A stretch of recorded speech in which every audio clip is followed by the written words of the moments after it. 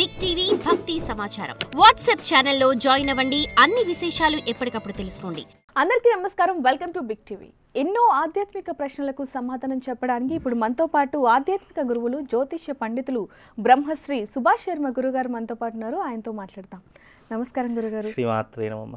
గురుగారు, వినాయక చవితి అంగరంగ వైభవంగా జరుపుకుంటూ ఉంటాం, కానీ ఈసారి మాత్రం గ్రహణం ఏర్పడింది. మరి వినాయక చవితికి గ్రహణంకి ఏమన్నా ఇబ్బంది పడే అంశాలు ఏమన్నా ఉన్నాయంటారా? తప్పకుండా తెలియజేస్తానమ్మా. ముందుగా ప్రేక్షకులందరికీ శ్రీమాత్రే నమః, శ్రీ గురుభ్యో నమః. ఓం జ్ఞాని నామ్నపి చేతాంసి దేవీ భగవతీ హిస బలాయ కృష్యమోహాయ మహామాయ ప్రయశ్చతి. నిజానికి వినాయక చవితికి అంటే మనకు ఈ వినాయక నిమజ్జనానికి, గ్రహణానికి చాలామంది సందేహపడుతూ వస్తున్నారు. అయితే మనకు వినాయక నిమజ్జనం అనేటటువంటిది అనంత చతుర్దశికి ఒకరోజు ముందుగా చేసుకునేటటువంటి ఆనవాయితీ ఉన్నటువంటి విధానం, కట్టుబాట్లు, పద్ధతులు మనకి ఏర్పడినాయి. అయితే మనకు గ్రహణ సమయం అనేటటువంటిది వచ్చేసేసి సెప్టెంబర్ 7వ తారీఖు రోజున గ్రహణము. నిమజ్జనం అనేటటువంటిది తప్పకుండా 5వ తారీఖు రోజే నిమజ్జనం చేసేసుకోవాలి. అనంత చతుర్దశి రోజున కావచ్చు, లేదా కొంతమంది అనంత చతుర్దశికి ఒకరోజు ముందుగానే చేస్తూ ఉంటారు. అంటే 5వ తారీఖు చేయడమే ఆనవాయితీ. 5వ తారీఖు రోజున నిమజ్జనం చేసుకోవాలి. శుక్రవారం రోజు నిమజ్జనం చేసేసుకోవాలి. ఎందుకంటే గ్రహణం సమయం ముందుగా ఉంది కాబట్టి, గ్రహణ వేదకాలం కూడా ప్రారంభమవుతుంది కాబట్టి, అనంత చతుర్దశి వ్రతాలు ఉంటాయి కాబట్టి అనంత చతుర్దశికి ఒకరోజు ముందుగా మనం వినాయక నిమజ్జనం చేసుకోవాలి.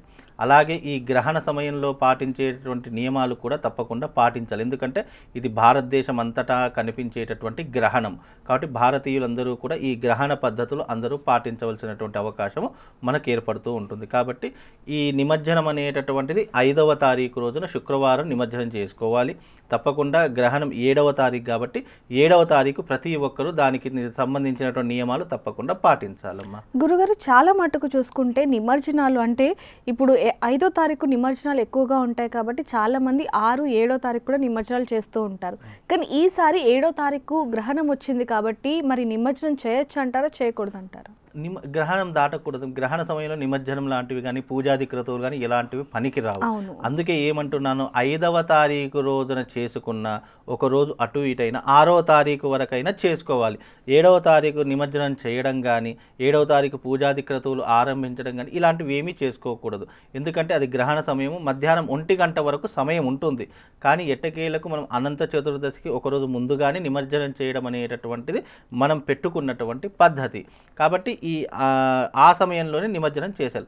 ఇప్పుడు ఇది హైదరాబాద్ నగరం కాబట్టి ఇక్కడ రద్దీ ఎక్కువగా ఉంటుంది కాబట్టి నిమజ్జనాలు మనం ఇవాళ బయలుదేరితే రేపు ఏ పాటికో చేరుకునేటటువంటి సమయాలు, రోడ్డు పొంటున దారి పొంటున ఎన్నో రకాలైనటువంటి ట్రాఫిక్లు ఉంటాయి కాబట్టి అవి వాళ్ళు ఆచరణ చేసుకునేటువంటి పద్ధతి విధానంగా ఏర్పడుతుందమ్మా. కాబట్టి వీలైనంత తొందరగా 5వ తారీఖు మీరు బయలుదేరి 6వ తారీఖు వరకు వేసుకున్నా కూడా పెద్ద నష్టమేం లేదు. కాకపోతే 5వ తారీఖు వరకు మాత్రం నిమజ్జనం చేసుకోవాలి. వీలైనంత వరకు మట్టి గణపతులు ఏవైనా ఉన్నాయి అంటే అక్కడే నిమజ్జనం చేసుకోవడం చాలా ఉత్తమము. ఈ ప్లాస్టిక్ ఆఫ్ ప్యారెస్ అవి తప్పకుండా ఈ నదిలోనే వేయడం జరుగుతూ ఉంటుంది. కాబట్టి అలాంటివి ఏమైనా ఉంటే మ్యాక్సిమం 5వ తారీఖు వరకు కంప్లీట్ చేసుకోండి. 6వ తారీఖు 7వ తారీఖు వరకు అయితే అస్సలు వెళ్లకుండా ఉంటే చాలా మంచిది. ఎందుకంటే గ్రహణ సమయం కాబట్టి దానికి తగు జాగ్రత్తలు పాటించాల్సినటువంటి పద్ధతులు మనకు ఉన్నాయి కాబట్టి దాని దృష్ట్యా అందరూ కూడా 5వ తారీఖు వరకే మీరు నిమజ్జనం అనేటటువంటిది చేసుకోండి. మామూలు పల్లెటూరులో అయితే దగ్గరలో ఉంటుంది, అది ఒక 4-5 గంటల్లో అయిపోతుంది. కానీ ఇది సిటీ కాబట్టి, ఇక్కడ హైదరాబాద్ పట్టణం కాబట్టి ఈరోజు బయలుదేరితే రేపు ఏ పాటికో అక్కడ మనకు పర్మిషన్ దొరుకుతుంది, అక్కడ వేయడానికి అనుమతి దొరుకుతుంది. ఆ క్రేన్లు అవన్నీ నానా రకాల హంగామా ఉంటుంది. కాబట్టి అది మీరు సమయ దృష్టి పాలన చేసుకొని సమయాన్ని మీరు అనుసరించి చేసుకుంటే కనుక చాలా బాగుంటుందమ్మా. ధన్యవాదాలు. For more videos like this, subscribe Big TV channel.